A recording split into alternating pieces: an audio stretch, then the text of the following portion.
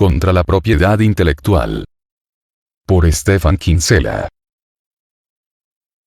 Todos los libertarios están a favor de los derechos de propiedad.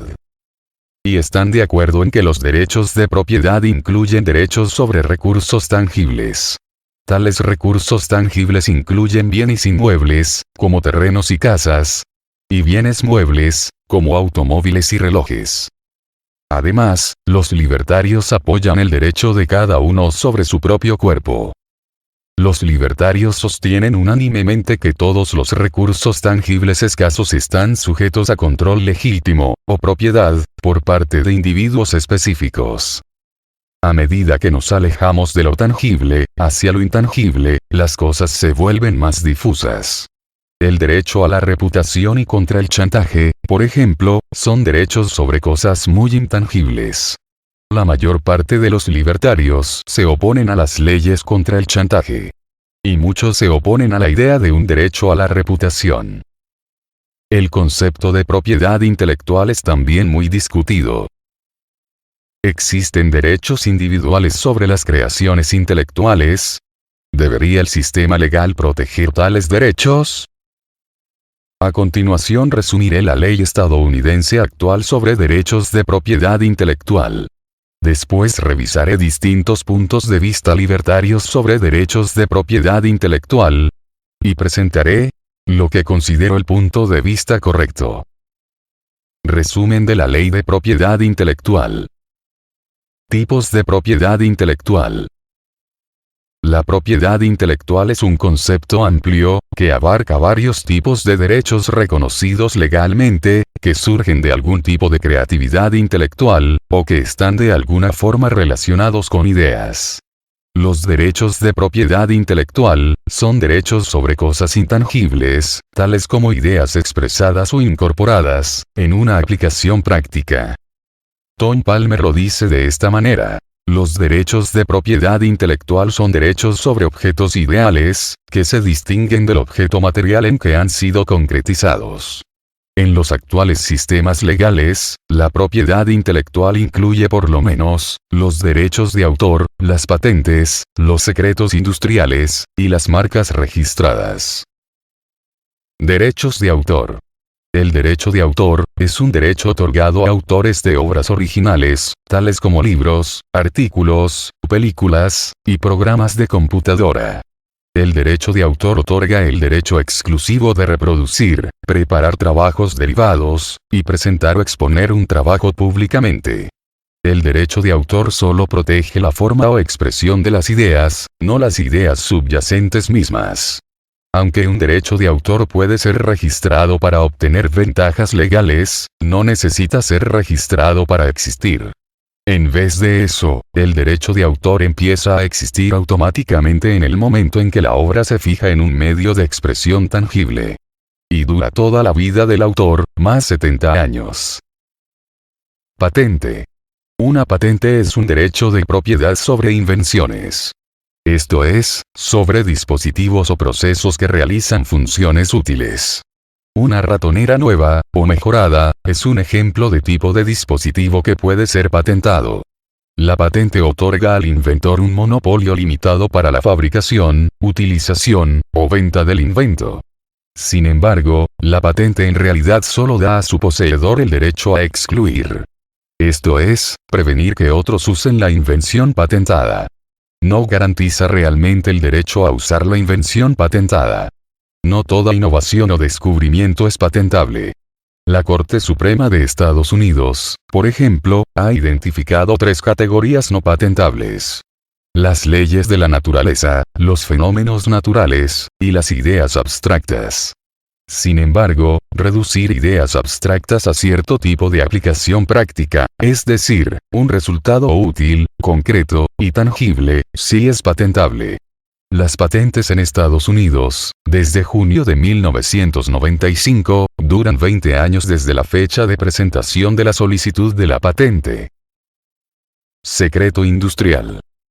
Un secreto industrial consiste en cualquier fórmula confidencial, dispositivo, o información, que otorga a su poseedor una ventaja competitiva, mientras se mantenga en secreto. Un ejemplo es la fórmula de la Coca-Cola. El secreto industrial puede incluir información no suficientemente novedosa, para ser protegida con patentes, o no suficientemente original, para ser protegida por derechos de autor. Por ejemplo, una base de datos sísmicos, o listas de clientes. Las leyes de secreto industrial se utilizan para evitar apropiaciones fraudulentas del secreto industrial. O para compensar los daños que puedan producir esas apropiaciones fraudulentas. La protección de secreto industrial se obtiene declarando que los detalles de cierto asunto son secretos. El secreto industrial teóricamente puede durar indefinidamente. Aunque la divulgación, ingeniería inversa, o las invenciones independientes pueden destruirlo. Los secretos industriales pueden proteger información secreta y procesos, por ejemplo, compilaciones de datos y mapas no protegibles por derecho de autor. Y también pueden usarse para proteger código de software no publicado, y no protegible con patente. Una desventaja de confiarse en la protección del secreto industrial, es que un competidor, que independientemente inventa un objeto que contiene el secreto industrial de otro, puede obtener una patente del dispositivo o proceso, e impedir que el inventor original, el poseedor del secreto industrial, pueda utilizar la invención. Marca registrada. Una marca registrada es una palabra, frase, símbolo o diseño utilizado para identificar el origen de los bienes o servicios vendidos, y distinguirlos de los bienes o servicios de otros. Por ejemplo, la marca y el diseño de Coca-Cola, que aparecen en sus latas de bebidas, les identifican como productos de esa compañía, distinguiéndoles de competidores como Pepsi. La ley de marcas registradas principalmente impide a los competidores infringir las marcas registradas. Es decir, utilizar marcas confusamente similares para identificar sus propios bienes o servicios. A diferencia de los derechos de autor o las patentes, los derechos sobre marcas registradas pueden durar indefinidamente si el propietario continúa utilizando la marca. Una marca comercial registrada a nivel federal dura 10 años, con renovación de 10 años disponible. Otros derechos relacionados a la protección de marcas registradas incluyen derechos contra el uso de marcas registradas diluidas, contra ciertas formas de ciberocupación, y diversos reclamos de competencia desleal. La propiedad intelectual también incluye recientes innovaciones legales, como la protección disponible para topografía de diseños de circuitos integrados de semiconductores, la protección sui generis, similar al derecho de autor, para diseños de cascos de barcos, y el propuesto derecho sui generis sobre bases de datos, o colecciones de información. En los Estados Unidos, la ley federal casi exclusivamente rige los derechos de autor y las patentes, dado que la Constitución otorga al Congreso el poder de promover el progreso de la ciencia y las artes útiles. A pesar de la fuente federal de origen de patentes y derechos de autor, varios aspectos relacionados, como la propiedad de patentes, se basan en leyes estatales, las cuales sin embargo tienden a ser bastante uniformes entre los estados. Las marcas registradas reconocidas a nivel federal, por el contrario, al no estar explícitamente autorizadas en la Constitución, se basan en la cláusula de comercio interestatal y por tanto solo cubren marcas de bienes y servicios en el comercio interestatal. Marcas registradas reconocidas a nivel estatal todavía existen, dado que no han sido completamente reemplazadas por la ley federal, pero las marcas reconocidas a nivel federal tienden a ser comercialmente más importantes y poderosas. Los secretos industriales generalmente se protegen bajo leyes estatales, no bajo leyes federales. Muchos no especialistas, incluyendo libertarios, tienen una pobre comprensión de los conceptos de propiedad intelectual y leyes, y a menudo confunden derechos de autor, marcas registradas y patentes. Amplia e incorrectamente, se cree que en el sistema estadounidense, el inventor que llena primero la solicitud en la oficina de patentes tiene prioridad frente a posteriores solicitantes. Sin embargo, el sistema estadounidense es en realidad un sistema de, el primero que inventa, a diferencia de la mayoría de otros países, que tienen un sistema de prioridad de, el primero que solicita. Derechos de propiedad intelectual, y su relación con la propiedad tangible. Como se notó anteriormente, los derechos de propiedad intelectual, al menos en lo que se refiere a patentes y derechos de autor, pueden considerarse como derechos sobre objetos ideales. Es importante observar que la propiedad sobre una idea, u objeto ideal, otorga a los poseedores de propiedad intelectual, un derecho de propiedad sobre todo cuerpo físico que contenga ese trabajo o invención. Consideremos un libro protegido por derecho de autor. El poseedor del derecho de autor, tiene derecho sobre el objeto ideal subyacente, del cual el libro no es más que un ejemplo. El sistema de derecho de autor, otorga al autor, el derecho sobre el patrón de palabras en el libro. Por tanto, en consecuencia, tiene un derecho sobre toda representación tangible o materialización del libro, es decir, un derecho sobre cada versión física del libro, o al menos, de cada libro dentro de la jurisdicción del sistema legal que reconoce ese derecho de autor. Por tanto, si un individuo escribe una novela, tiene derecho de autor sobre este trabajo. Si vende una copia física de la novela en forma de libro a un segundo individuo, este segundo individuo solo es propietario de una copia física de la novela. Pero no es propietario de la novela, y no tiene derecho a hacer una copia de la novela, ni aunque use su propio papel y tinta. Así que, aunque el siguiente individuo sea propietario de papel y una imprenta, no puede usar su propiedad para crear otra copia del libro del autor. Solo el autor tiene el derecho a copiar el libro. De aquí la palabra inglesa copyright. De la misma forma, la propiedad de un individuo sobre una patente, le da derecho a impedir que un tercero utilice o ponga en práctica la invención patentada, incluso aunque ese tercero solo utilice su propiedad. De esta manera, la propiedad del individuo sobre objetos ideales, le da cierto grado de control, o propiedad, sobre la propiedad tangible de muchos otros. Las patentes y derechos de autor transfieren la propiedad parcial de bienes tangibles, de sus propietarios naturales, a innovadores, inventores, y artistas. Perspectivas libertarias sobre propiedad intelectual. La gama de opciones. Las opiniones libertarias sobre la propiedad intelectual van desde el completo apoyo a la protección más estricta imaginable, a la oposición total a estos derechos. La mayor parte del debate se refiere a las patentes y derechos de autor. Como se refleja a continuación, las marcas registradas y los secretos industriales son menos problemáticos. Así pues, este artículo se centra principalmente en la legitimidad de los derechos de autor y patentes. Los argumentos a favor de la propiedad intelectual pueden dividirse en ius naturalistas o de derecho natural, y utilitaristas. Los libertarios partidarios de la propiedad intelectual tienden a adoptar la primera justificación. Por ejemplo, entre los libertarios de derecho natural, o al menos no explícitamente utilitaristas, partidarios de la propiedad intelectual se incluyen en mayor o menor medida, a Galambos, Schulman, y Rand.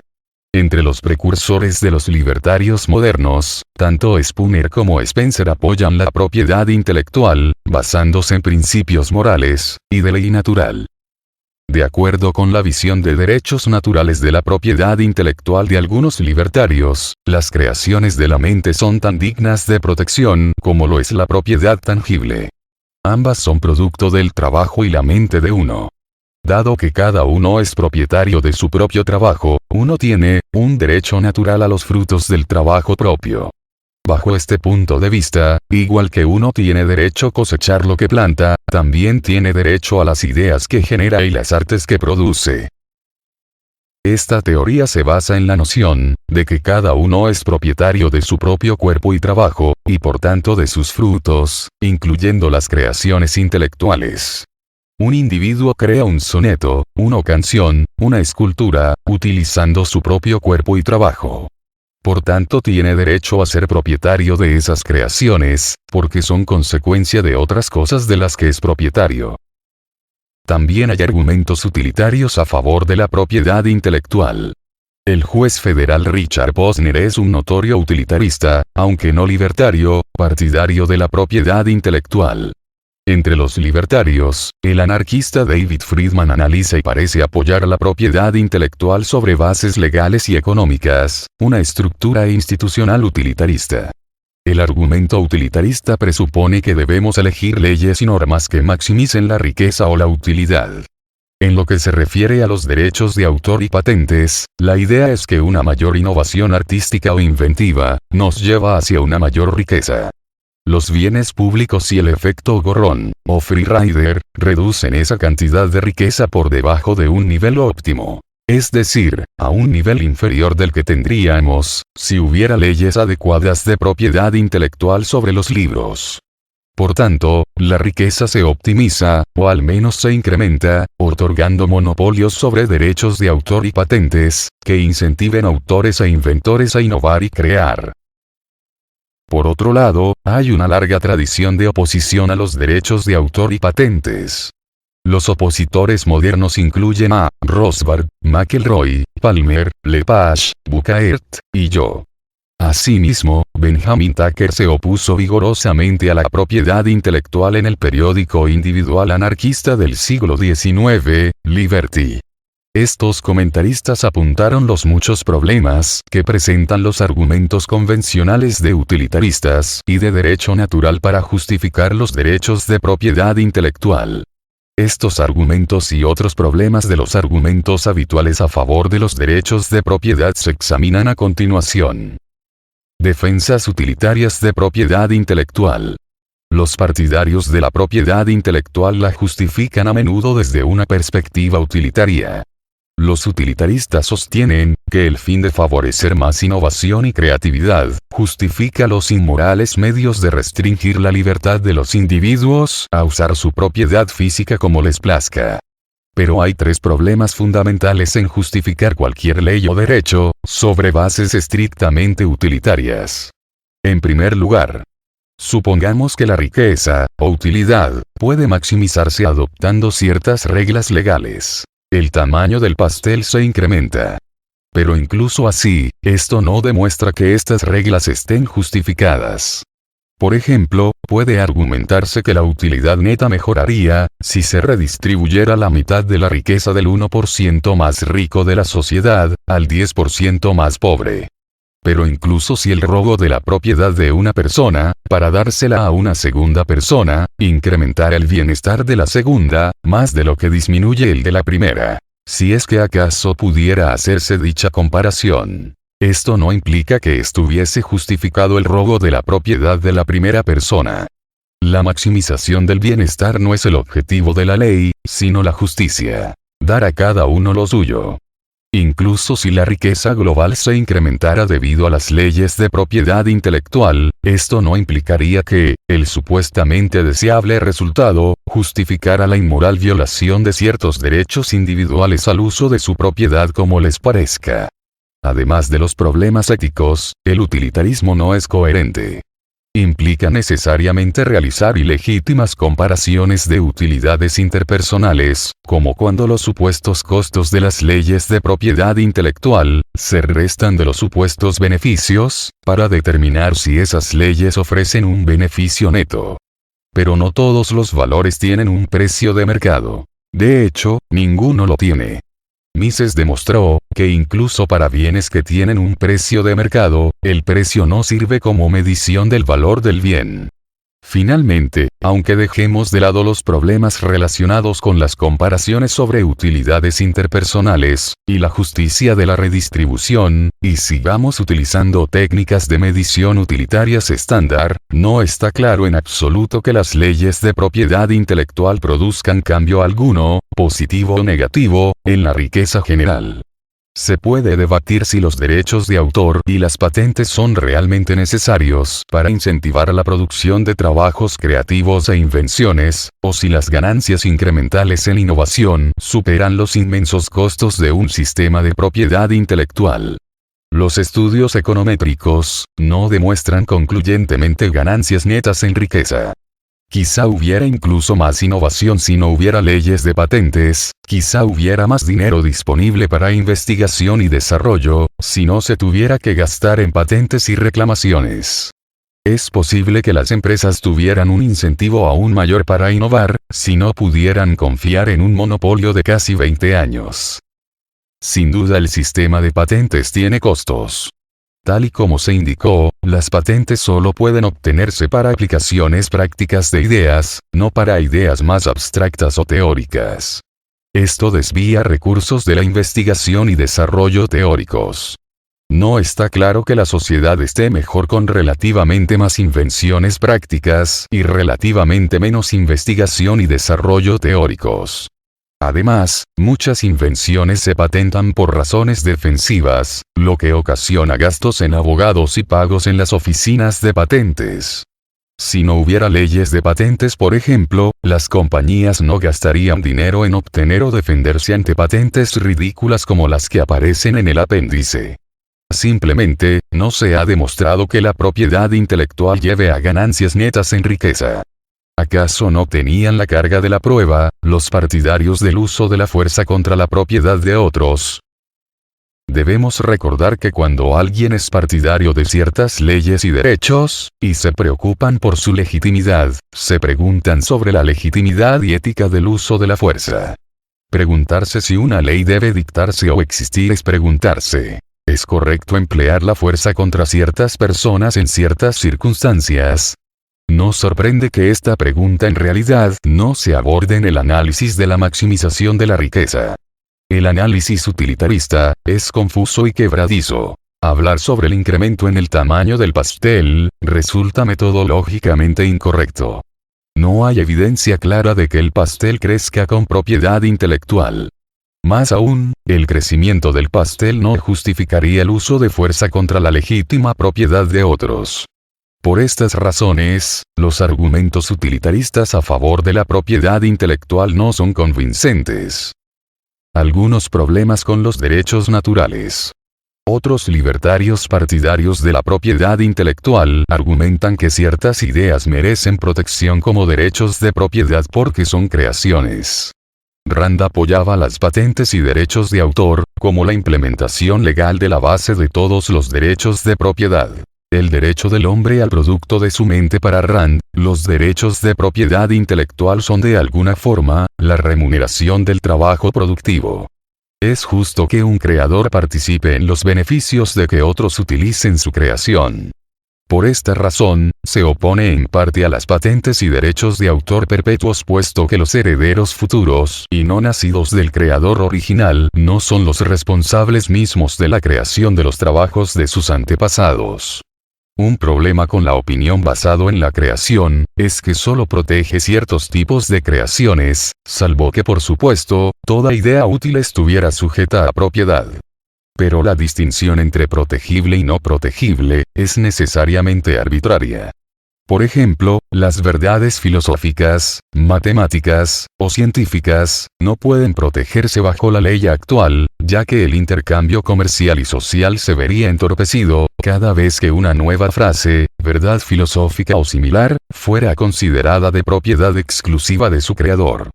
Por esta razón, solamente pueden obtenerse patentes para las llamadas aplicaciones prácticas de ideas, pero no para ideas más abstractas o teóricas. Rand se muestra de acuerdo con este tratamiento dispar, intentando distinguir entre un descubrimiento, no patentable, y una invención, patentable. Argumenta que un descubrimiento científico o filosófico que identifique una ley de la naturaleza, un principio, o un hecho de la realidad, no conocido previamente, no es una creación del descubridor. Pero la distinción entre creación y descubrimiento no es evidente ni rigurosa. Tampoco está claro por qué esa distinción, si fuera clara, sería éticamente relevante al definir los derechos de propiedad. Nadie crea materia, solamente la manipula y la moldea de acuerdo con leyes físicas. En este sentido, en realidad nadie crea cosa alguna. Simplemente reordena la materia en nuevas estructuras y modelos. Un ingeniero que invente un nuevo modelo de ratonera ha reordenado partes existentes para ofrecer una función que antes no se llevaba a cabo. Otros que aprendan de esta disposición pueden igualmente fabricar una ratonera mejorada. Aún así, la ratonera simplemente sigue las leyes de la naturaleza. El inventor no inventa la materia de la que está hecha la ratonera, ni los hechos y las leyes aprovechadas para hacerla funcionar. Igualmente, el descubrimiento por parte de Einstein de la equivalencia entre energía y masa, una vez conocido por otros, les permite manipular la materia de una forma más eficiente. Sin los esfuerzos de Einstein, o del inventor, otros hubieran seguido ignorando ciertas leyes causales, ciertas formas en que puede manipularse y utilizarse la materia. Tanto el inventor como el científico teórico realizan un esfuerzo mental creativo para producir nuevas ideas útiles. Pero uno recibe recompensa y el otro no. En un caso reciente, el inventor de una nueva forma de calcular un número que represente el camino más corto entre dos puntos, una técnica enormemente útil, no recibió la protección de patente porque se consideró que esto era simplemente un algoritmo matemático. Pero resulta arbitrario e injusto recompensar más a los inventores prácticos y artistas, por ejemplo, a ingenieros y compositores, y dejar sin recompensa a los científicos teóricos, matemáticos, y filósofos. La distinción es por sí misma vaga, arbitraria, e injusta. Más aún, adoptar un límite temporal para los derechos de propiedad intelectual, en lugar de un derecho perpetuo, también implica normas arbitrarias. Por ejemplo, las patentes duran 20 años desde que se otorgan, mientras que los derechos de autor duran, en caso de autores individuales, 70 años a partir de la muerte del autor. Nadie puede afirmar seriamente que 19 años para una patente sea un plazo demasiado corto, y 21 demasiado largo, más de lo que podría afirmar que el precio actual de la gasolina, o la leche, pueda ser calificado objetivamente como demasiado alto o bajo. Por tanto, uno de los problemas de la perspectiva de derecho natural para justificar la propiedad intelectual, es que implica necesariamente distinciones arbitrarias, en relación con qué clases de creaciones merecen protección, y en lo que se refiere a la duración de esa protección. Por supuesto, una forma de evitar esta dificultad es afirmar que todo es protegible con propiedad intelectual, con plazos infinitos, o perpetuos. Por ejemplo, Spooner es partidario de derechos perpetuos para patentes y derechos de autor. Schulman propone un concepto mucho más amplio de creaciones o ideas protegibles mediante propiedad intelectual. Propone derechos de propiedad sobre los logos que se creen. Los logos serían la identidad material o modelos de identidad de cosas creadas. El propietario de un logo sería propietario de los órdenes o modelos de información impuestos o observados en aspectos materiales. El proponente más radical de la propiedad intelectual es Andrew Joseph Galambos, cuyas ideas, hasta donde puedo entender, bordean el absurdo. Galambos creía que el hombre tenía derechos de propiedad sobre su propia vida, y en todas las derivaciones no procreativas de su vida, puesto que el primer derivado de la vida de un hombre son sus pensamientos e ideas, los pensamientos e ideas resultan ser propiedad primaria. Puesto que la acción se basa en la propiedad primaria, o ideas, también se tiene propiedad sobre las acciones. A esta se llama libertad. Los derivados secundarios como terrenos, televisores y otros bienes tangibles se producen mediante ideas y acciones. Por tanto, los derechos de propiedad sobre cosas tangibles se relegan a un estatus secundario más bajo en comparación con el estatus primario de los derechos de propiedad sobre ideas. Incluso Rand elevó una vez a las patentes por encima de los simples derechos sobre bienes tangibles, en su extravagante noción de que, las patentes son el corazón y centro de los derechos de propiedad. ¿Podemos de verdad creer que no se respetaban los derechos de propiedad antes de 1800 cuando se sistematizaron los derechos de patente?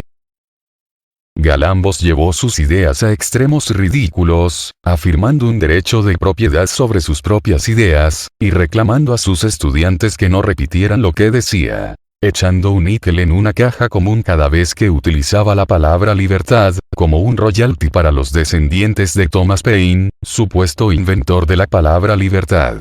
Y cambiando su nombre original de Joseph Andrew Galambos, Jr., supuestamente, a Andrew Joseph Galambos, para evitar infringir los derechos al nombre de su padre, de igual nombre. Al ampliar el ámbito de la propiedad intelectual y extender su duración para evitar esas distinciones arbitrarias, como hace Rand, el absurdo y la injusticia resultan aún más pronunciados, como demuestra Galambos. Si se extendiera el plazo de las patentes y derechos de propiedad hasta el infinito, las próximas generaciones se verían ahogadas por las crecientes restricciones a su uso de la propiedad. Nadie podría fabricar, ni siquiera usar, una bombilla sin obtener permiso de los herederos de Edison. Nadie podría construir una casa sin permiso de los herederos del primer homínido que salió de las cavernas y construyó una choza. Nadie podría utilizar las diversas técnicas, productos y tratamientos para salvar vidas sin obtener permiso de varios afortunados y ricos descendientes. Nadie podría hervir agua para purificarla, o usar encurtidos para conservar alimentos, salvo que obtuvieran licencias para los generadores de estas técnicas, o sus descendientes remotos. Esos derechos ideales sin límite serían una seria amenaza a los derechos de propiedad tangibles, y amenazarían con aplastarlos. Todo uso de propiedad tangible sería entonces imposible, puesto que cualquier uso concebible, cualquier acción, acabaría por infringir uno de los millones de derechos de propiedad intelectual acumulados en el pasado, y la raza humana moriría de hambre. Pero, como apuntó Rand, los hombres no son fantasmas. Tenemos un aspecto espiritual, pero también físico. Cualquier sistema que eleve los derechos sobre las ideas a un extremo tal que quede por encima de los derechos sobre cosas tangibles resulta claramente un sistema ético inapropiado para seres humanos que viven y respiran. Nadie puede realmente actuar de acuerdo con una visión de la propiedad intelectual tan falta de restricciones. El resto de los partidarios de la propiedad intelectual detallan su apoyo limitando el ámbito o los plazos de esos derechos, adoptando por tanto las distinciones éticamente arbitrarias que apuntamos más arriba. Un problema más profundo sobre la posición respecto de los derechos de propiedad reside en su excesivo énfasis en la creación, en lugar de en la escasez, como origen de los derechos de propiedad, como se discute a continuación. Propiedad intelectual y derechos de propiedad. Propiedad y escasez. Volvamos atrás y miremos desde el principio la idea de derechos de propiedad. Los libertarios creen en los derechos de propiedad sobre bienes o recursos tangibles. ¿Por qué? ¿Qué hace que los bienes tangibles sean sujetos de derechos de propiedad? Un poco de reflexión mostrará que se trata de la escasez de estos bienes. El hecho de que puede haber conflictos sobre ellos por parte de diversos actores humanos. El muy posible conflicto sobre un recurso hace que éste sea escaso, dando lugar a la necesidad de reglas éticas para regular su uso. Por tanto, la función social y ética fundamental de los derechos de propiedad es prevenir los conflictos interpersonales sobre recursos escasos. Como apunta Hoppe. Solo porque existe escasez, existe un problema para formular leyes morales. Mientras los bienes sean sobreabundantes, no resulta posible que haya conflicto sobre su uso, y no se necesitan acciones de coordinación. Por tanto, se deduce que cualquier ética correctamente concebida debe formularse como una teoría de propiedad.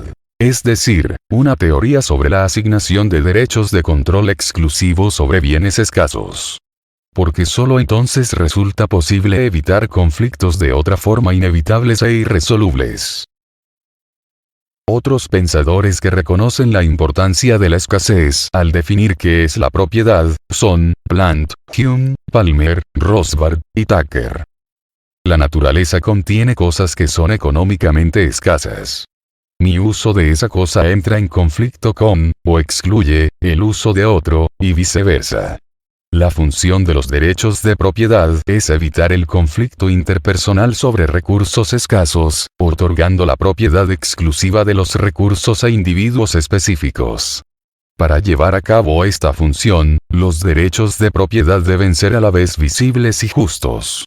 Es evidente que para que los individuos eviten utilizar propiedades de otros, los límites y derechos de la propiedad deben ser objetivos, determinables intersubjetivamente. Deben ser visibles. Por esta razón, los derechos de propiedad deben ser objetivos y no ambiguos. En otras palabras, buenas vallas hacen buenos vecinos. Los derechos de propiedad deben mostrarse como justos, igual que visibles, porque no pueden servir a su función de prevenir conflictos, si no se aceptan como tales por los afectados por las normas.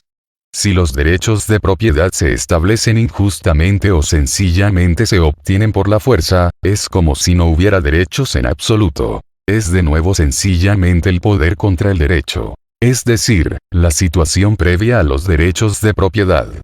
Pero como reconocen los libertarios siguiendo a Locke, solo el primer ocupante o usuario de esa propiedad puede ser su propietario natural. Solo la norma del primer ocupante ofrece una asignación objetiva, ética, y no arbitraria, de la propiedad de recursos escasos. Cuando los derechos de propiedad sobre medios escasos se establecen de acuerdo con las normas del primer ocupante, los límites de la propiedad son visibles y lo establecido se puede demostrar que es justo. Puede evitarse el conflicto con esos derechos de propiedad establecidos, porque los demás pueden ver los límites de la propiedad, y por tanto apartarse de ellos, y se ven motivados para hacerlo porque lo establecido es justo. Pero sin duda, está claro, dado el origen, justificación y función de los derechos de propiedad, que estos son solo aplicables a los recursos escasos. Si estuviéramos en el jardín del Edén, donde la tierra y los otros bienes fueran infinitamente abundantes, no habría escasez, y por tanto, no habría necesidad de normas de propiedad. Los conceptos de propiedad no tendrían sentido. La idea de conflicto y la idea de derechos ni siquiera se plantearían. Por ejemplo, si me quitaran mi segadora, no me estarían privando realmente de ella, si pudiera hacer aparecer otra de inmediato mediante un conjuro. Llevarse la segadora en estas circunstancias no sería un robo. Los derechos de propiedad no son aplicables a cosas que abunden infinitamente, puesto que no puede haber conflictos por ellas.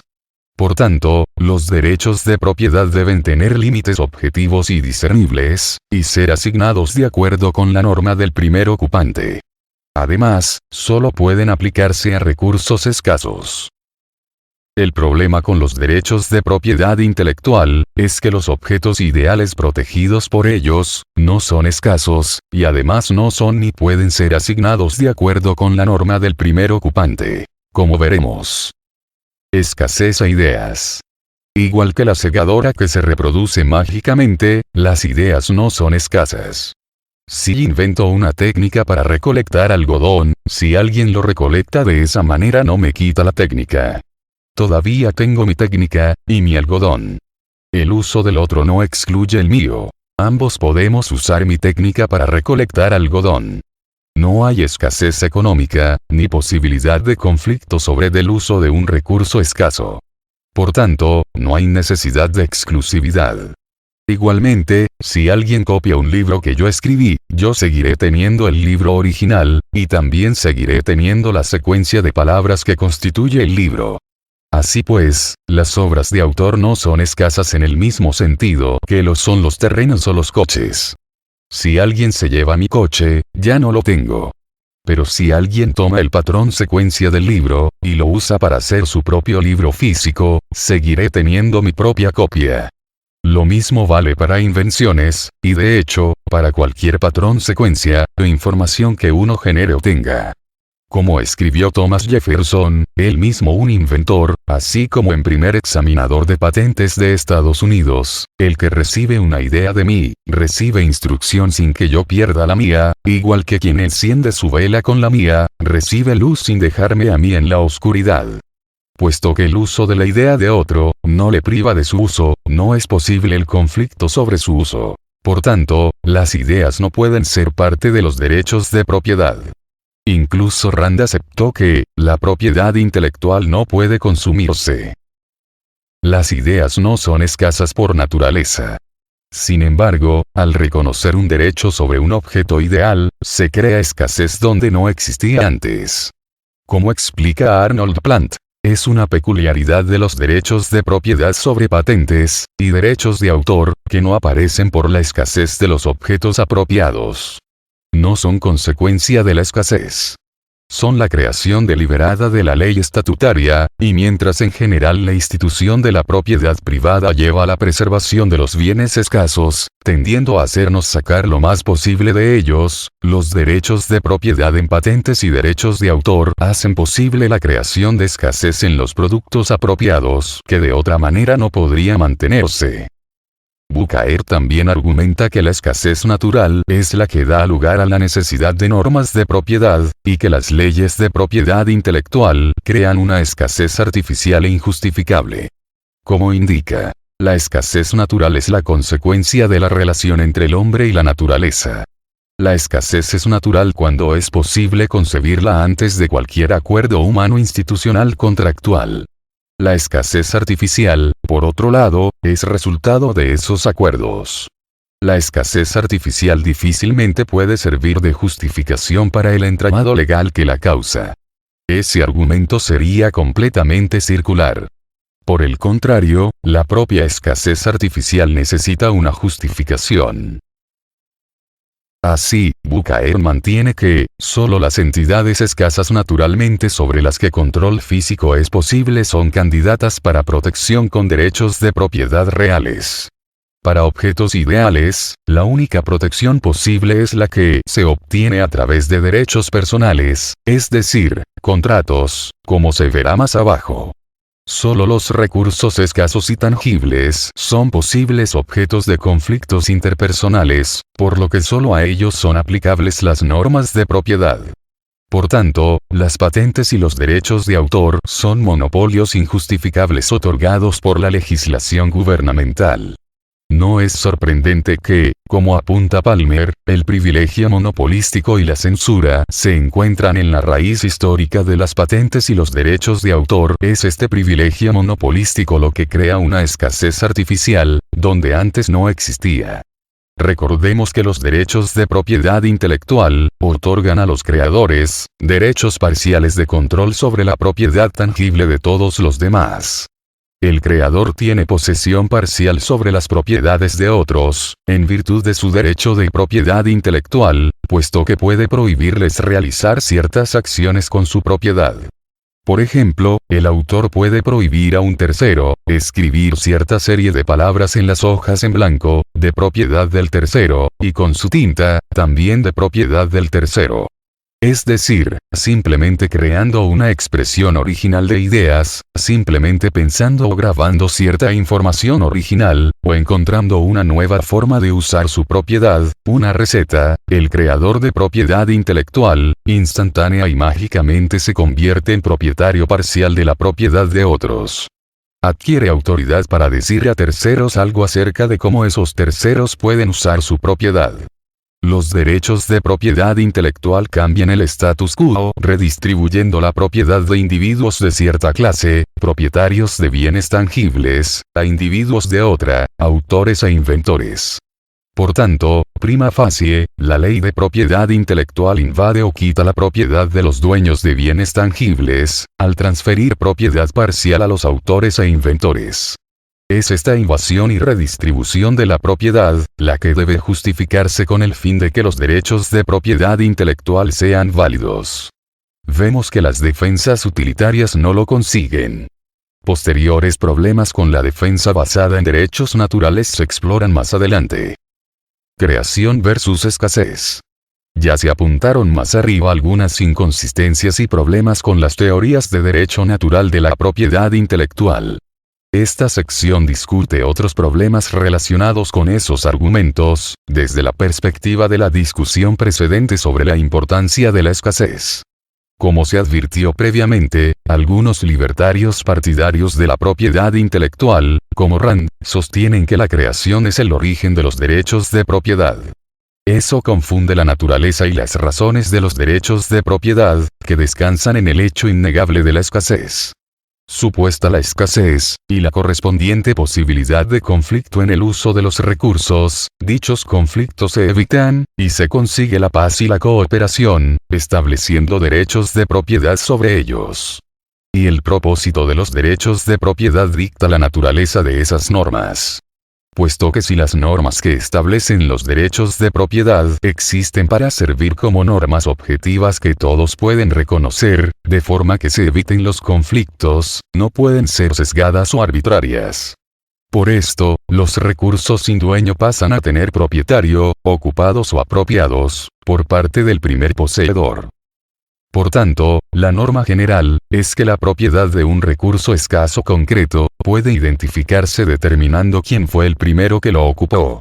Hay varias maneras de poseer u ocupar recursos, y distintas formas de demostrar o probar esa ocupación, dependiendo de la naturaleza del recurso y el uso que se le dé. Así, puedo coger una manzana silvestre y así apropiármela, o vallar un terreno para hacer una granja. Se dice a veces que una forma de ocupación es formar o crear la cosa. Por ejemplo, puedo esculpir una estatua a partir de un bloque de mármol, o forjar una espada a partir de un trozo de metal, o incluso crear una granja en un terreno. Podemos ver en estos ejemplos que la creación es relevante para la cuestión de la propiedad de cierto recurso escaso creado, como una estatua, una espada o una granja, solo hasta el punto de que el acto de creación es un acto de ocupación, o al menos una evidencia de primera ocupación. Sin embargo, la creación por sí misma no justifica la propiedad de las cosas. No es necesaria ni suficiente.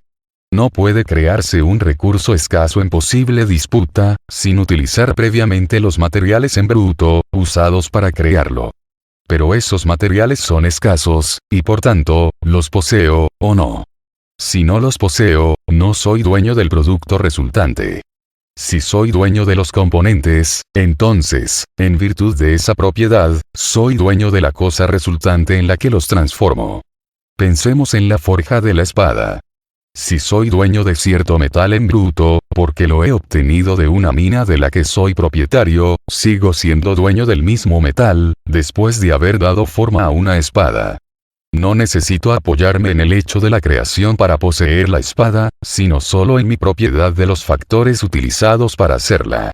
No necesito que haya creación para poseer los factores, puesto que puedo apoderarme de ellos simplemente mediante minería, convirtiéndome así en primer poseedor.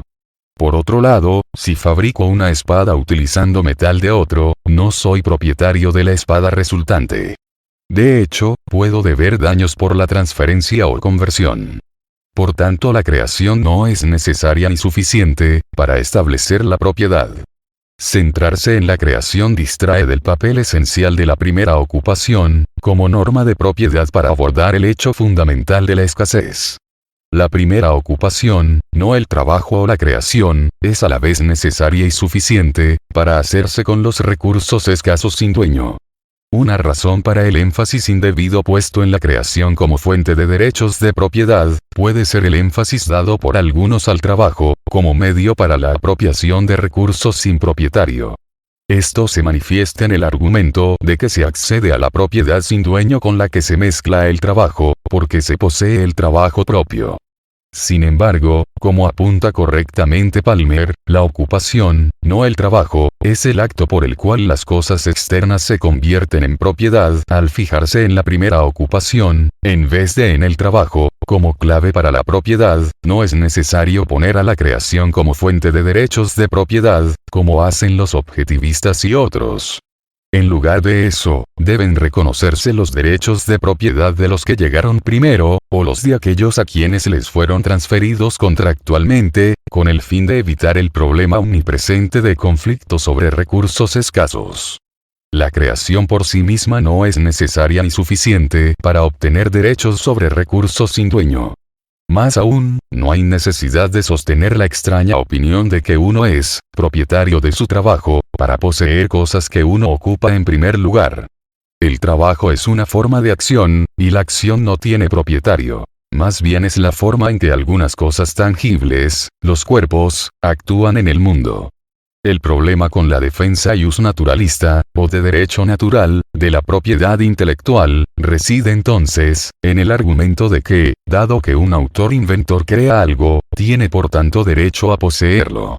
El argumento asume su misma respuesta, al asumir que el objeto ideal es poseíble en primer lugar. Concedido esto, parece natural que el creador de esa propiedad sea el propietario natural y correcto de ella. Sin embargo, los objetos ideales no son poseíbles. Bajo la perspectiva libertaria, cuando hay un recurso escaso poseíble, identificamos su propietario determinando quién es su primer ocupante. En el caso de bienes creados, como esculturas o granjas, a veces puede asumirse que el creador es también el primer ocupante, por virtud de haber reunido los materiales en bruto, y por el mismo acto de creación, al dar cierto orden a los materiales en bruto. Pero no es la creación per se, lo que da lugar a la propiedad, como hemos apuntado más arriba. Por razones similares, la idea lockeana de mezclar el trabajo con un recurso escaso, solo es relevante porque indica que el usuario ha poseído la propiedad, dado que la propiedad debe ser poseída para poderse trabajar sobre ella. No es porque el trabajo deba recompensarse, ni porque poseamos el trabajo y por tanto sus frutos. En otras palabras, la creación y la mezcla con el trabajo, indican cuando alguien ha ocupado, y por tanto hecho suyos, unos recursos escasos sin dueño. Al enfocarse en la creación y el trabajo, en lugar de la primera ocupación de los recursos escasos, como piedra angular de los derechos de propiedad, los partidarios de la propiedad intelectual, se ven obligados a poner un énfasis indebido, en la importancia de recompensar el trabajo del creador. Igual que la errónea teoría del valor trabajo de Adam Smith llevó a Marx, a la aún más profundamente errónea visión comunista sobre la explotación. Como se apuntó antes, para Rand los derechos de propiedad intelectual son, en cierto sentido, la remuneración por un trabajo productivo. Rand y otros partidarios de los derechos naturales de propiedad intelectual, parecen adoptar un razonamiento mixto, de derechos naturales y utilitarismo, al sostener que la persona que invierte tiempo y esfuerzo, debe ser recompensada o beneficiada por ese esfuerzo.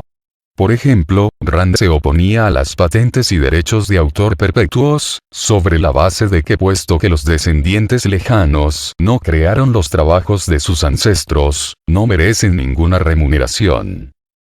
Además, en una extraña mezcla de pensamiento de derecho natural y utilitarista, la visión derecho natural de propiedad intelectual implica que algo es propiedad si contiene valor.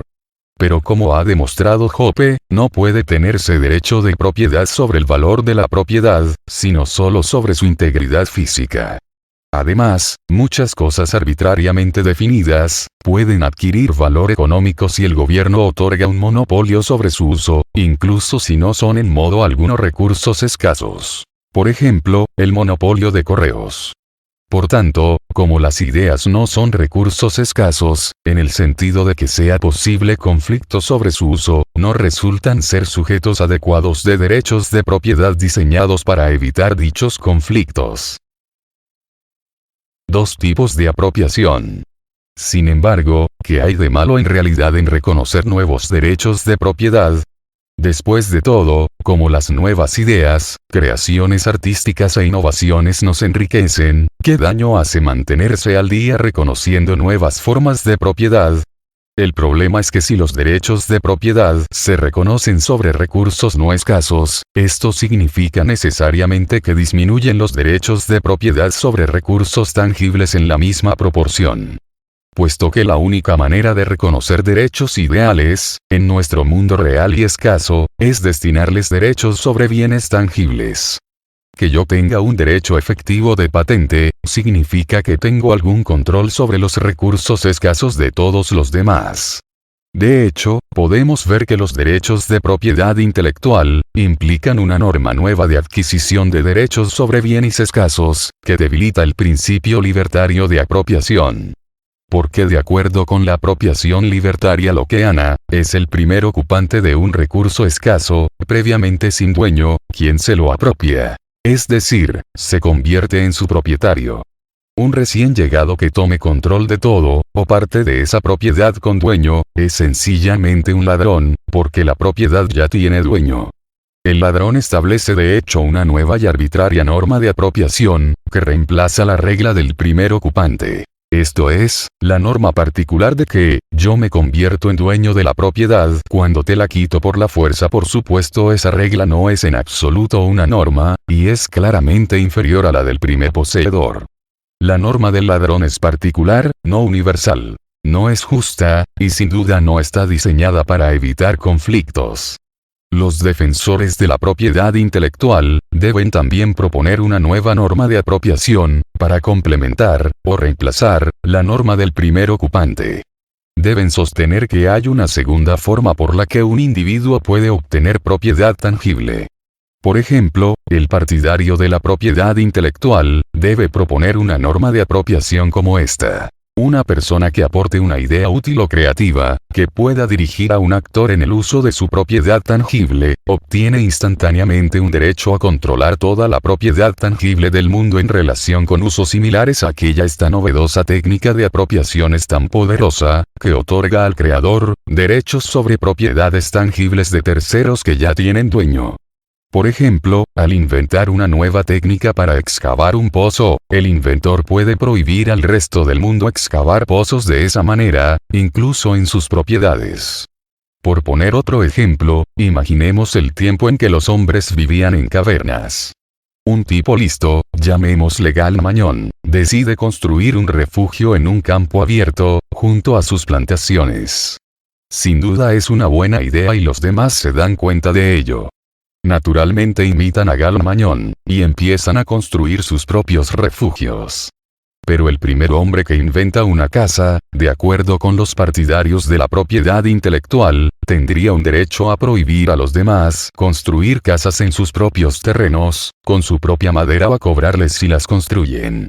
Es evidente que el innovador en estos ejemplos se convierte en propietario parcial de la propiedad tangible de otros, en este caso, terreno y madera, no a causa de primera ocupación y uso de esa propiedad, dado que ya tiene dueño, sino por haber aportado una idea. Esta norma se opone claramente a la de apropiación del primer usuario, negando arbitrariamente y sin fundamento, la norma principal de ocupación que es la base de todos los derechos de propiedad.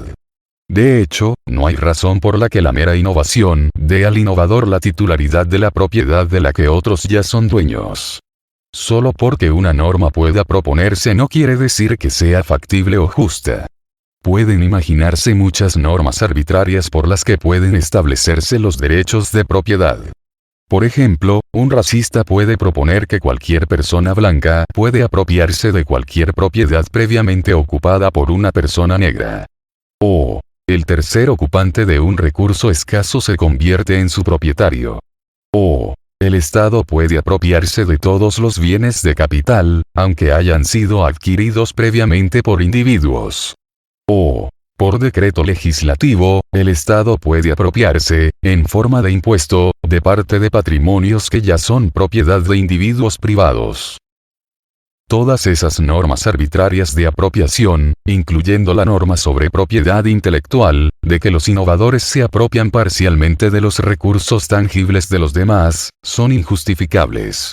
Todas entran en conflicto con la única norma de apropiación justificable, de la primera ocupación.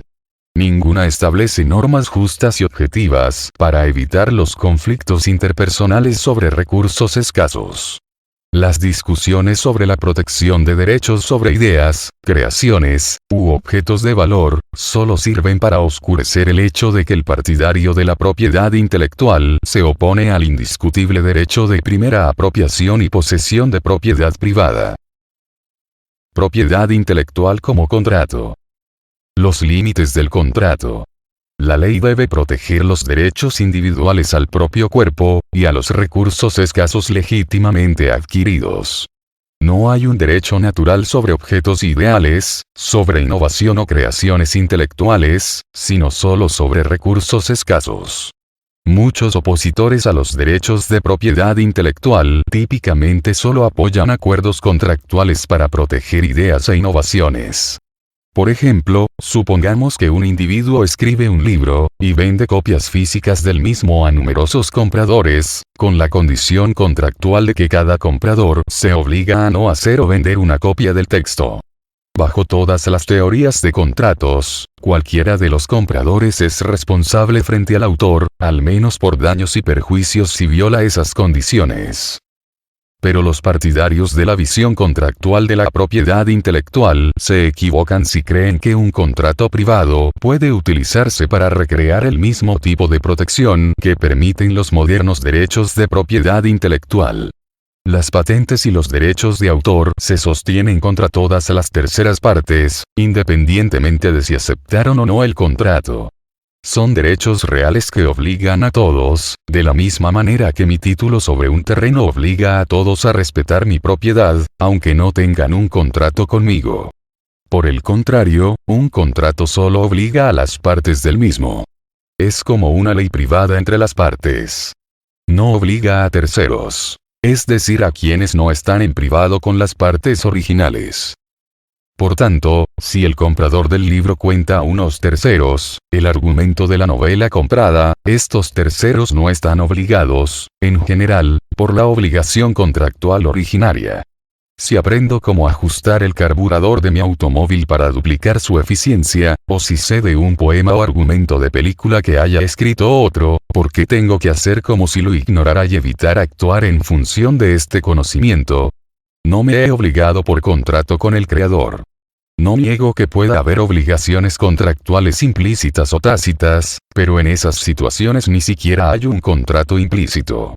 Tampoco puede generalizarse que hayamos robado o adquirido fraudulentamente la información, puesto que hay muchas maneras legítimas por las que los individuos pueden obtenerla.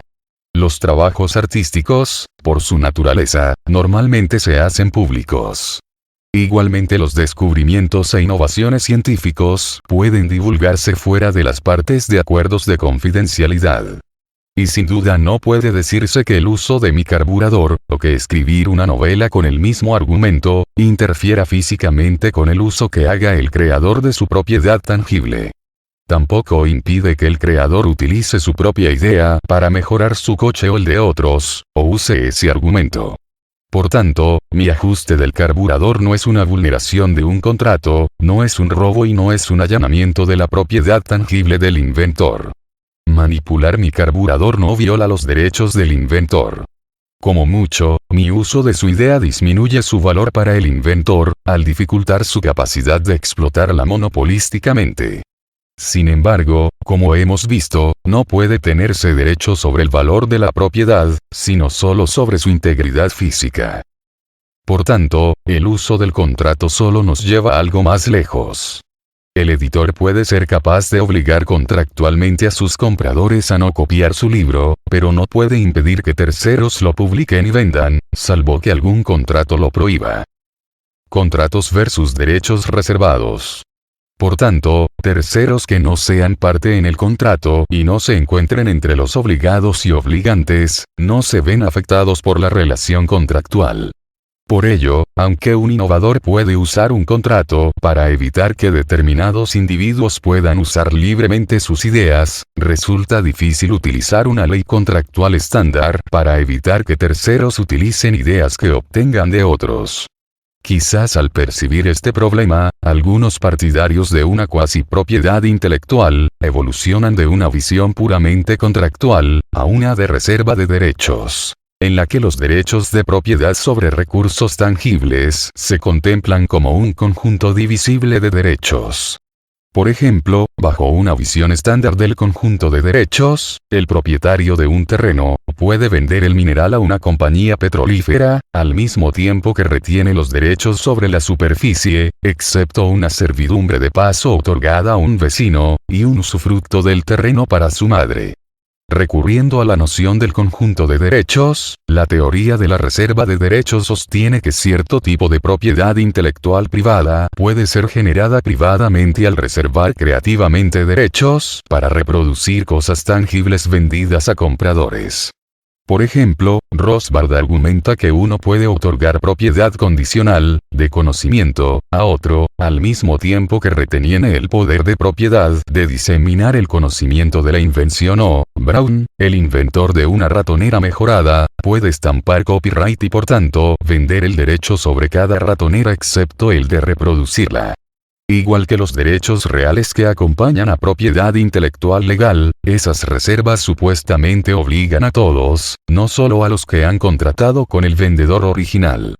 Por tanto, terceros que sean conscientes, compren o lleguen de cualquier forma a la posesión de un bien restringido, tampoco pueden reproducirlo, no porque hayan entrado en contacto con Brown, sino porque nadie puede adquirir un título de propiedad más grande sobre algo de lo que ya ha sido otorgado o vendido. En otras palabras, el tercero adquiere un bien tangible, digamos un libro o una ratonera, pero de alguna forma, le falta la parte de derecho a hacer copias, del conjunto de derechos que normalmente constituye todos los derechos sobre el objeto. O el tercero adquiere propiedad sobre información, de una persona que no era propietaria de la información, y por tanto no está autorizado a transmitirla a otros. Pero sin duda aquí falla algo. Supongamos que el autor escribe una novela, y vende una primera copia sin restricciones, es decir, sin reserva de derechos, y una segunda copia a otro individuo, pero reservándose el derecho de copia. Los dos libros vendidos aparecen como idénticos frente a terceros. Pero no lo son. Uno está incompleto, el otro por alguna razón, contiene más esencia de derechos entre sus páginas. Supongamos que ambos compradores dejan sus libros en un banco del parque, donde los descubre un tercero. Según Rothbard, al segundo libro le falta el derecho de copia. Algo así como el juguete electrónico que se vende, sin pilas incluidas. Es como si existiese un hilo invisible y místico, de propiedad-reproducción, que se extiende desde el segundo libro, hasta su verdadero dueño, el autor, donde quiera que se encuentre. Por tanto, aunque un tercero encuentre, y se apropie del segundo libro abandonado, este libro simplemente no contiene en sí mismo el derecho de permitir a su propietario copiarlo. Es constantemente succionado a través de un agujero negro de derechos, que conecta el libro con el propietario autor. Por tanto, si el tercero se apropia del libro, se apropia nada más de lo que adquiere. El tercero se apropia de un libro sin derecho de copia incluido, y por tanto no tiene derecho a copiar el segundo libro. Lo mismo es cierto para subsiguientes terceros que lleguen a poseer el libro. ¿De verdad puede sostenerse esa opinión? ¿Podemos concebir que los derechos de propiedad funcionen de esa manera? Y aunque podamos, se obtendría así el resultado esperado, de evitar que terceros utilicen las ideas protegidas. Es difícil sostener que los derechos puedan reservarse de esta forma. Una función de los derechos de propiedad es evitar conflictos, al poner al corriente a terceros acerca de los límites de la propiedad. Los límites deben ser necesariamente objetivos y determinables intersubjetivamente. Deben ser visibles. Solo si los límites son visibles, pueden ser respetados y los derechos de propiedad sirven a su función de permitir evitar conflictos. Solo si esos límites son a la vez visibles y objetivamente justificables, puede esperarse que se adopten y cumplan. Pero pensemos en los dos libros vendidos. ¿Puede alguien indicar la diferencia entre ellos? ¿Cómo puede uno ver el hilo de derechos conectado al último, pero no al primero? ¿Cómo puede esperarse de terceros respetar un límite de propiedad amorfo, invisible, místico, sobrenatural, posiblemente desconocido, y no conocible? Las implicaciones de esta perspectiva son preocupantes. Palmer escribe: la separación y retención del derecho de copia, del conjunto de derechos que llamamos propiedad, es problemático.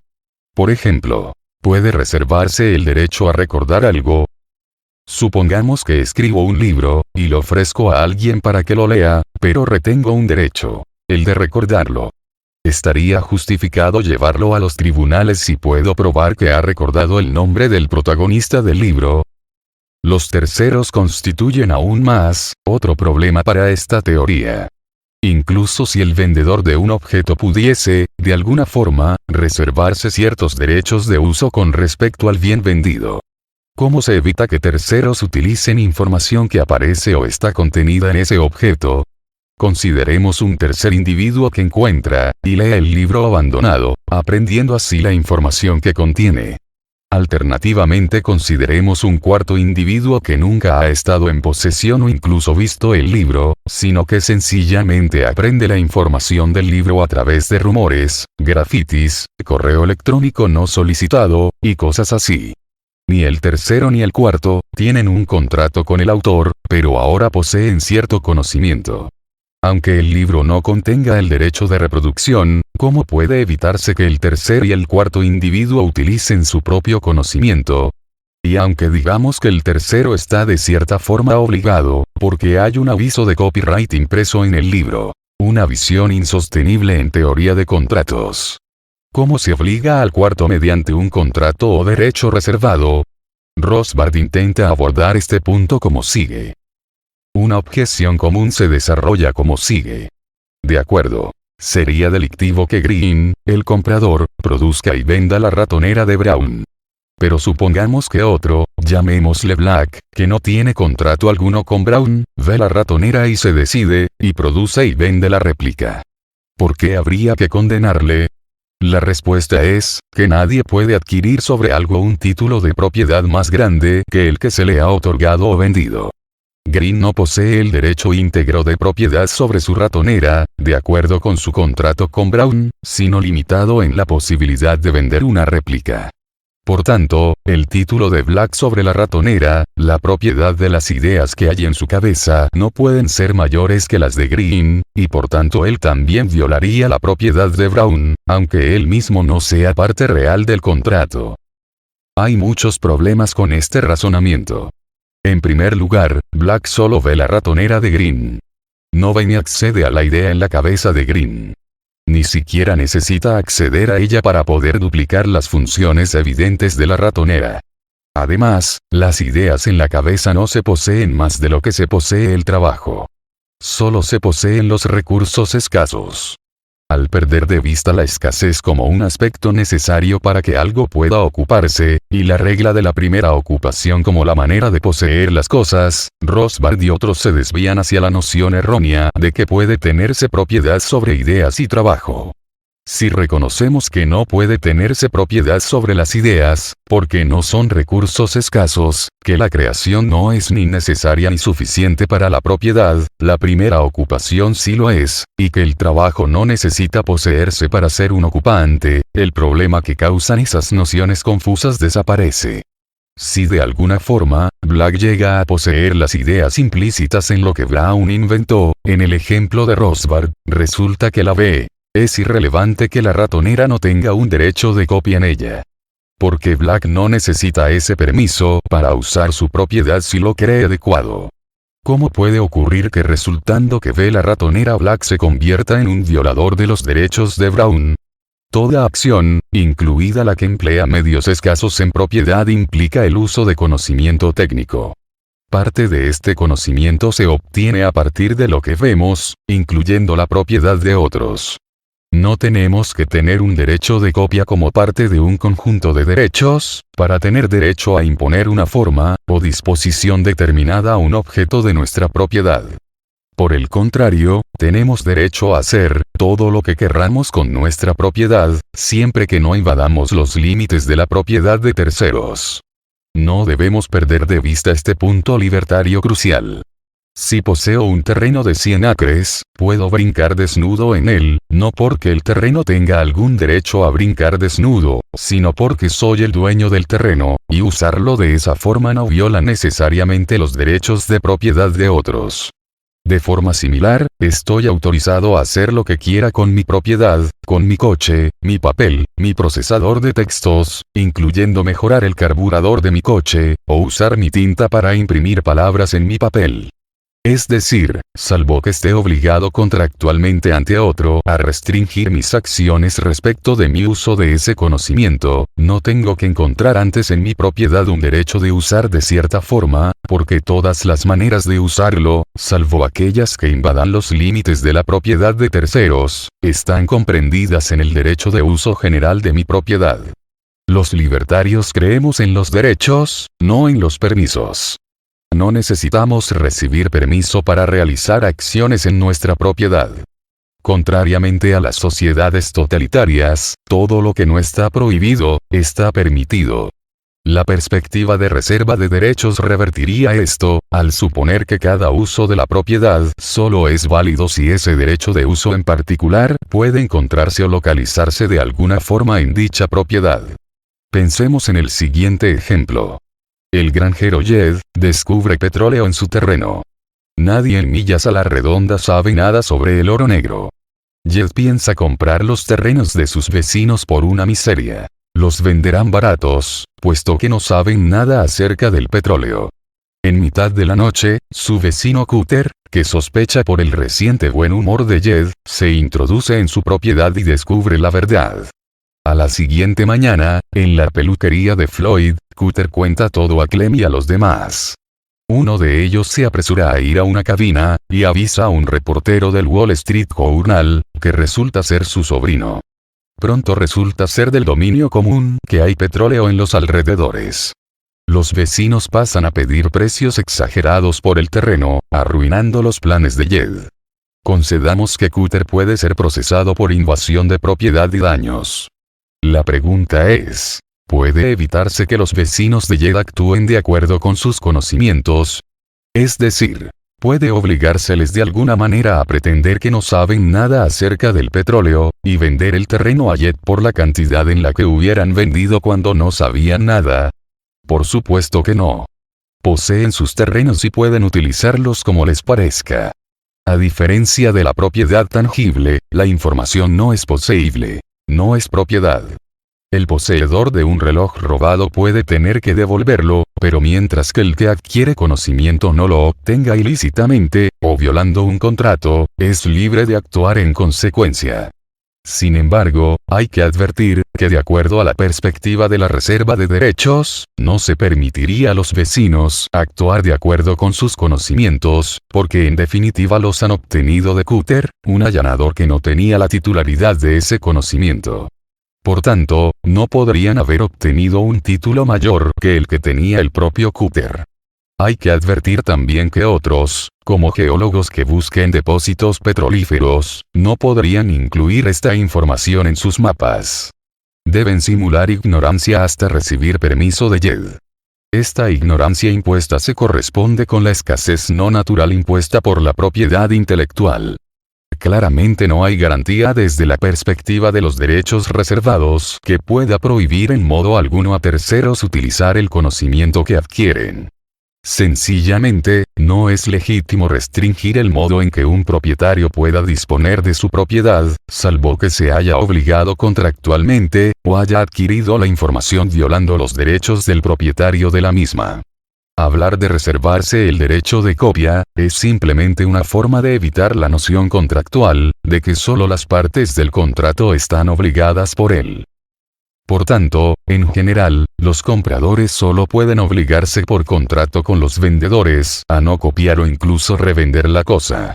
Sin embargo, una vez que terceros conozcan las ideas que subyacen la invención o el trabajo literario, su uso de ese conocimiento, en general, no violaría ningún derecho de propiedad reconocible del vendedor. A partir de esta visión de la escasez, la propiedad, y el contrato, examinemos la legitimidad de las formas más comunes de propiedad intelectual. Derecho de autor y patente. Como ya debería ser evidente, el derecho de autor y las patentes buscan evitar que propietarios de propiedades tangibles, de recursos escasos, utilicen su propiedad como les parezca.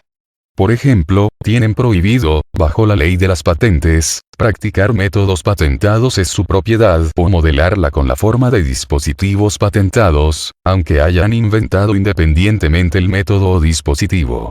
Bajo la ley de derechos de autor, terceros que no hayan contratado con el autor no pueden copiar o beneficiarse del trabajo original del autor. Claramente, los vendedores de novelas u obras literarias pueden contratar con los compradores, prohibir que estos reproduzcan, o incluso revendan la cosa. Estas redes contractuales pueden ser complejas.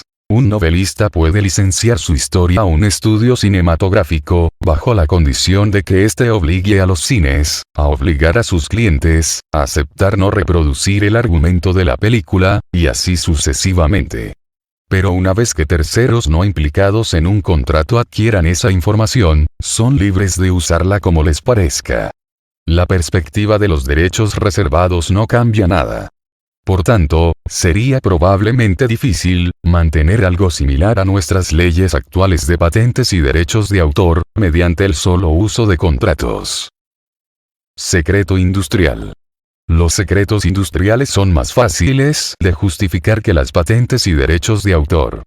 Palmer argumenta que emergen de derechos comunes de tipo legal y son, por tanto, legítimos. La ley de secretos industriales permite obtener indemnizaciones, o solicitar acciones judiciales para evitar acciones de apropiación indebida de un secreto industrial. Esto puede aplicarse contra la persona que haya adquirido ilegalmente el secreto y lo divulgue contraviniendo una obligación contractual, y también contra terceros que sepan que obtienen el secreto de esas personas. Supongamos que un empleado de la compañía X tiene acceso a un secreto industrial de X, como la fórmula secreta de un refresco. Está sujeto a una cláusula de su contrato de trabajo que le obliga a mantener esa fórmula en secreto. Más tarde cambia de empleo, y se va a trabajar con la competencia. Y quiere usar la fórmula que conoce, para competir con X. Bajo la ley actual, mientras la fórmula secreta no se haga pública, la compañía X puede obtener una orden judicial que evite que su ex empleado revele el secreto a la competencia. Si el ex empleado ya ha revelado el secreto a la competencia, puede obtener un interdicto para evitar que la competencia utilice o publique la fórmula. Resulta claro que el interdicto y la indemnización contra el ex empleado son adecuados, porque el ex empleado ha violado su contrato con la compañía X. Más cuestionables son las acciones contra la competencia, ya que la competencia no tiene contrato alguno con la compañía X. Sin embargo, en el contexto en el que normalmente aparecen esas situaciones, donde la competencia desea el secreto industrial, y sabe que un empleado deshonesto está violando su contrato, podría argumentarse que el competidor actúa conspirando o como cómplice del ex empleado para violar los derechos contractuales de secreto industrial de la compañía X, porque el ex empleado no ha violado el acuerdo de secreto hasta que lo ha revelado al competidor. Si el competidor solicita activamente al ex empleado que lo haga, el competidor resulta ser cómplice o conspirador en la violación de los derechos de X. Así, igual que el conductor del coche utilizado para huir en un robo, o el jefe de la mafia que ordena un asesinato, son correctamente responsables por actos de agresión cometidos por otros, junto con los que conspiran. Puede, en casos muy definidos, prohibirse a terceros utilizar un secreto industrial obtenido por aquel que lo robe. Marca registrada. Palmer también argumenta que la ley de marcas registradas es legítima. Supongamos que un lachmaniano cambia el nombre de su desastrosa cadena de hamburguesas, de Lachman Burgers a Rosbard Burgers, que es el nombre ya existente de otra cadena de hamburguesas. Yo, como consumidor, quiero comer una Rosbard Burger. Veo uno de los falsos Rosbard Burgers regentado por el perverso lachmaniano, y compro una hamburguesa. Bajo la ley actual, Rosbard, el propietario de la marca registrada Rosbard Burgers, puede evitar que el lachmaniano utilice esa marca para vender hamburguesas, puesto que es confusamente similar a su propia marca registrada. Es decir, tiende a confundir a los consumidores sobre el verdadero origen de los bienes comprados. Por tanto, la ley da el derecho al poseedor de la marca registrada contra el infractor. Desde mi punto de vista, son los consumidores los que ven violados sus derechos, no el propietario de la marca. En el ejemplo anterior, yo, el consumidor, pensé que estaba comprando una Rosbard Burger, pero en su lugar obtuve una horrible Lachman Burger con su terrible salsa caleidoscópica. Debería tener derecho a demandar al lachmaniano, por fraude y ruptura de contrato, sin mencionar la angustia emocional por la falsa representación de verdades las praxeológicas. Sin embargo, es difícil ver cómo este acto de fraude, perpetrado sobre mí por el lachmaniano, pueda violar los derechos de Rosbard. Las acciones del lachmaniano no invaden físicamente la propiedad de Rosbard. Ni siquiera convencen a terceros para que lo hagan. Como mucho, puede decirse que convence a terceros a realizar una acción dentro de sus derechos, que incluyen comprar una hamburguesa al lachmaniano, en lugar de a Rosbard. Por tanto, parece que, bajo una óptica libertaria, la ley de marcas industriales debería dar a los consumidores, no a los usuarios de marcas registradas, el derecho a demandar a los piratas de marcas registradas. Aún más, nuevas extensiones novedosas de las marcas registradas, como los derechos contra la depreciación de marcas registradas o ciertas formas de ciberocupación, no tienen justificación. Igual que un poseedor de una marca registrada no tiene un derecho a su marca, tampoco tiene derecho contra su depreciación. La ley contra la ciberocupación se basa sencillamente en una oposición económicamente ignorante al mercado negro y al arbitraje. Por supuesto, no hay nada malo en ser el primero en adquirir el nombre de un dominio, y venderlo al que más ofrezca. Conclusión. Vemos entonces, que un sistema de derechos de propiedad sobre objetos ideales, requiere necesariamente la violación de otros derechos de propiedad. Es decir, del uso de la propiedad tangible como se desee. Un sistema de ese tipo requiere una nueva regla de ocupación, que subvierta la norma del primer ocupante. La propiedad intelectual, al menos en forma de patente y derecho de autor, no puede justificarse. No es sorprendente que los defensores de la propiedad intelectual, abogados, artistas, e inventores, a menudo parezcan dar por sentada su legitimidad. Sin embargo, quienes están más preocupados por la libertad, la verdad y los derechos, no deberían dar por sentado el uso institucionalizado de la fuerza para garantizar los derechos de propiedad intelectual. Por el contrario, debemos reafirmar la primacía de los derechos individuales sobre nuestros cuerpos y los recursos escasos de los que correctamente nos apropiamos.